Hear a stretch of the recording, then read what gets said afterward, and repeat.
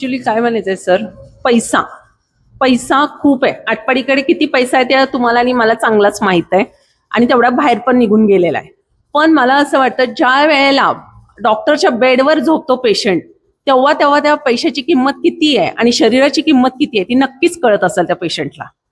कारण पैसा पैसा तुमचं शरीर आणू शकत नाही हे मी एवढं बोलू शकते. पण तुम्ही दिवसातले 1 तास वर्कआउट, मग कोणी असू द्या, स्त्री असो पुरुष असो, कोणी घरातले मेंबर्स असो, त्यांनी मात्र मला असं वाटतं 1 तास वर्कआउट केलाच पाहिजे. आणि हेच पुढे आता येणाऱ्या जनरेशन किंवा येणारं जे पण आपलं काळ तिथं तुम्हाला first of reference is fitness, यालाच देऊ शकतो आपण पैशापेक्षा. नमस्कार, क्रांती न्यूज मध्ये आपलं स्वागत आहे. आजकालच्या धावपळीच्या जगामध्ये प्रत्येकाला सदृढ राहायचं आहे. खास करून आपल्या पुरुषांमध्ये जिमचं फॅड तर नक्कीच आहे. आपण वेगवेगळ्या जिम लावतो. काही जण तालमीत जातात, काही जण शाळेत असलेल्या साधनांच्या माध्यमातून आपली शरीरयष्टी आजमावतात, चांगली बनवतात. परंतु सगळ्यात मोठा प्रश्न असतो तो महिलांचा. त्यामध्ये आपली आई असेल, आपली बहीण असेल किंवा आपली धर्मपत्नी असेल, जी सकाळपासून संध्याकाळपर्यंत घर कामामध्ये गुंतलेली असते.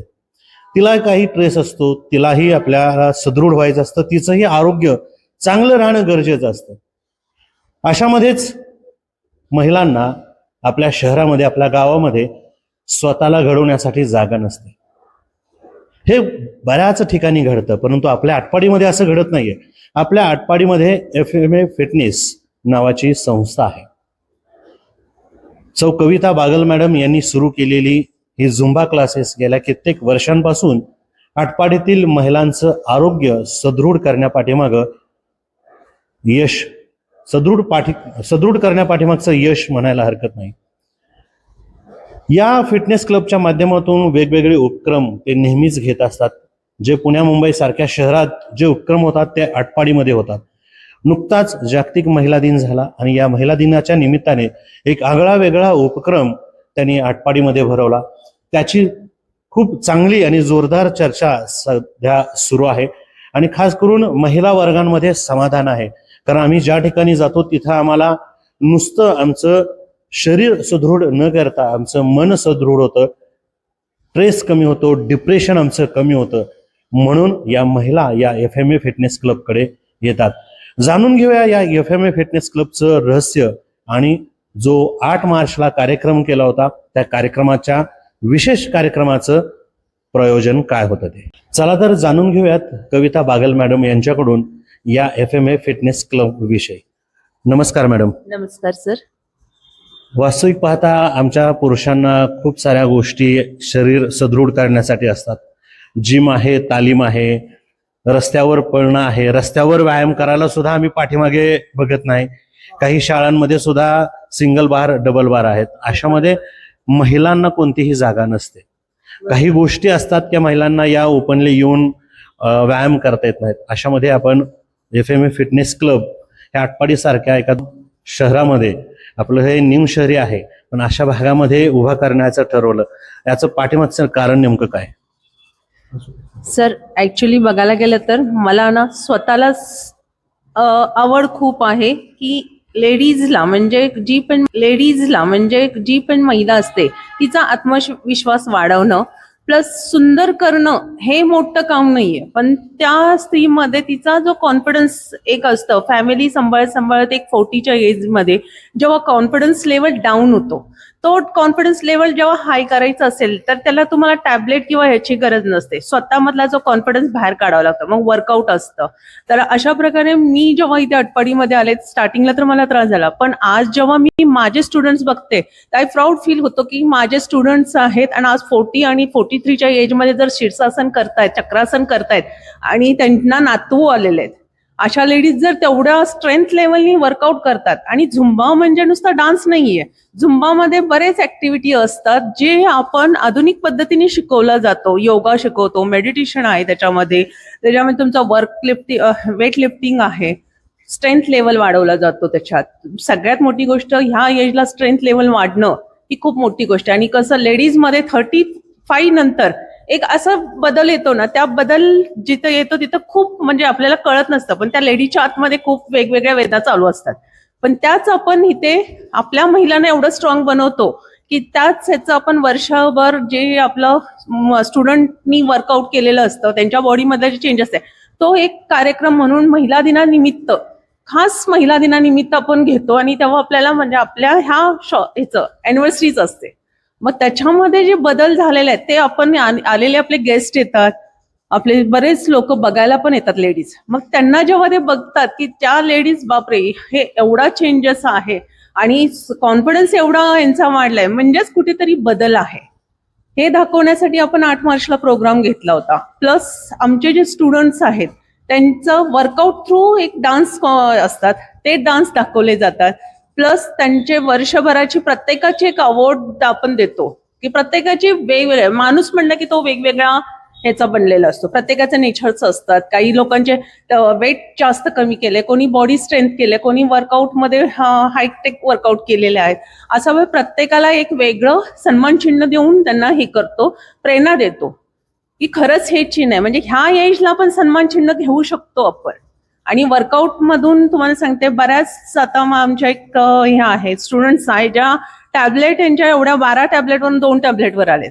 आणि खरं सांगायचं म्हणजे ह्याच्यामध्येही मी कुठलाही पेशंट किंवा कोण येतं तर किरण लाळे डॉक्टरांचं मी एकदा तरी ऍडवाइस घेते आणि ते स्वतः त्यांचे हे आहेत पेशंट आहेत तेही सुद्धा इथं एवढा फरक पडलेला आहे.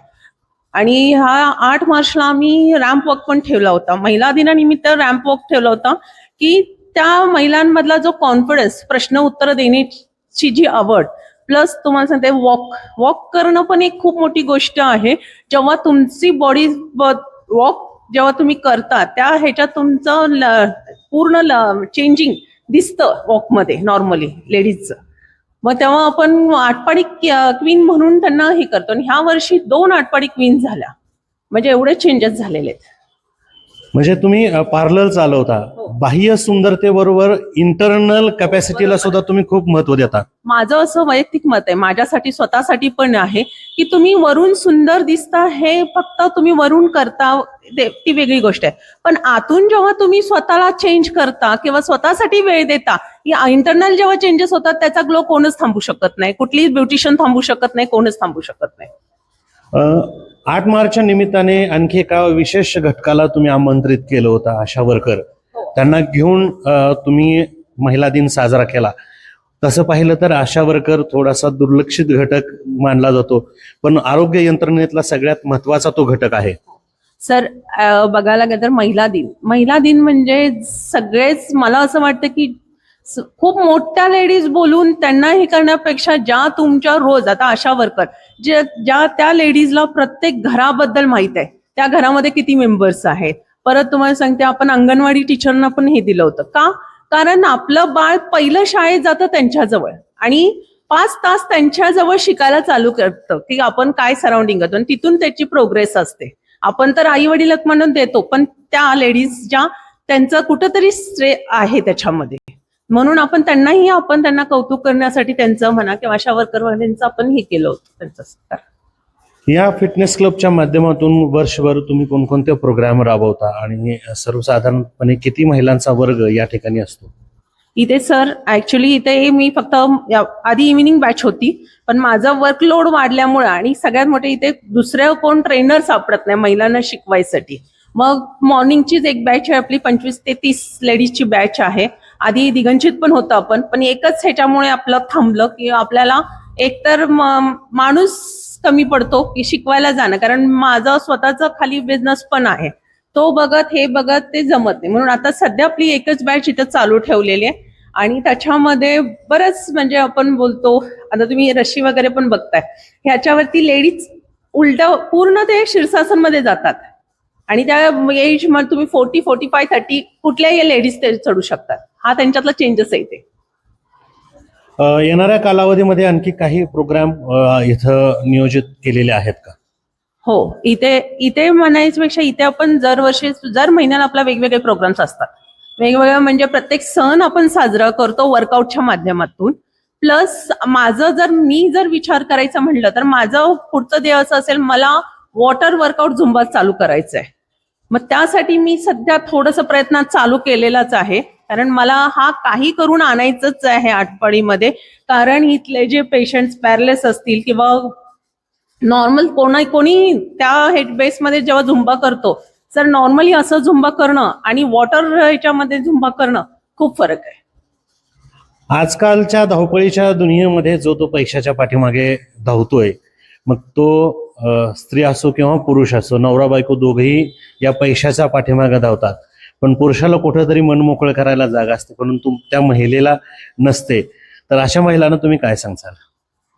मी अशा महिलांना सांगेन की तिने तिचं जे पण मनातलं आहे ना दाबून ठेवू नका. दाबून ठेवलं की खूप ते पॉइझन आहे, स्मॉल पॉइझन म्हणतो ना, रोज खातो आपण, तसा तो प्रकार आहे. त्याच्यापेक्षा मनसोक्त आता माझ्याकडे ज्या महिला येतात, हा झुंबा योगा एक तुम्हाला वर्कआउटचा आहे, पण इथे जेव्हा लेडीज एकत्र येतात ना, प्रत्येक लेडीज आपल्या मनातलं जी न सांगायची पण इच्छा असते ते सांगत असते आणि सर्क्युलेशन होत असतं. म्हणजेच तिच्या मेमरीमधून ते बॅकआउट होतं आणि नवीन चेंजेस येतात त्याच्या. आटपाडीमध्ये जो झुंबा क्लासेस सुरू आहे आणि त्याच्यामुळे महिलांच्या मध्ये ड्रास्टिक चेंज येतोय, तुम्हाला काय वाटतं? झुंबा हा एक कार्डिओ टाईप ऑफ एक्सरसाइज आहे. झुंबा एक्सरसाइजनं कार्डियक स्ट्रेंथ वाढण्यासाठी बऱ्यापैकी इम्पॉर्टन्स येतं आणि रेग्युलर झुंबा करत राहण्यानं हृदयाची स्ट्रेंथ, कार्डियक स्ट्रेंथ इम्प्रूव्ह होते आणि डेफिनेटली कार्डियक स्ट्रेंथ इम्प्रूव्ह होणं म्हणजे कार्डियक इव्हेंट प्रिव्हेंट होण्याला मदत होते. एक एज मॅटर करतं, त्या एजमध्ये सर्टन एजमध्ये आपलं शरीर बदलत जातं, एक स्थूलपणा वाढतो. तर ह्याला असं वयाचं बंधन आहे का या सर्टन एजमध्येच आपण हे व्यायामाचे प्रकार किंवा झुंबाचे प्रकार करणं गरजेचं आहे? इनफॅक्ट आता एक्सरसाइज तुम्ही जसं ॲडोलेसंट एजमध्ये जाता, आफ्टर एज ऑफ 14 तुम्ही प्रत्येकाने ऑल टाइप्स ऑफ एक्सरसाइजेस चालू करावेत असा नियम आहे. Not doing exercise is a crime now. आता एक्सरसाइज न करणं हा गुन्हा आहे. त्यामुळं एक्सरसाइज कोणत्या ना कोणत्या स्वरूपाचे तर तुम्ही करत राहा. त्यामध्ये कार्डिओ आहे, स्ट्रेंथ ट्रेनिंग आहेत, योगा आहे, मोबिलिटी स्ट्रेचिंग आहे, प्लस आता मॅडमनी जो करतात Zumba is one of the cardio type of exercises.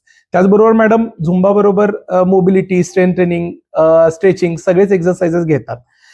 Age 30+, पूर्वी आम्ही 40 म्हणायचो, आता 30+ कार्डियक इव्हेंट, सेरेब्रल इव्हेंट म्हणजे मेंदूचे होणारे स्ट्रोक्स, कार्डियक होणारे हार्ट अटॅक हे 30 वर्षांनंतर वाढत चाललेले आहेत.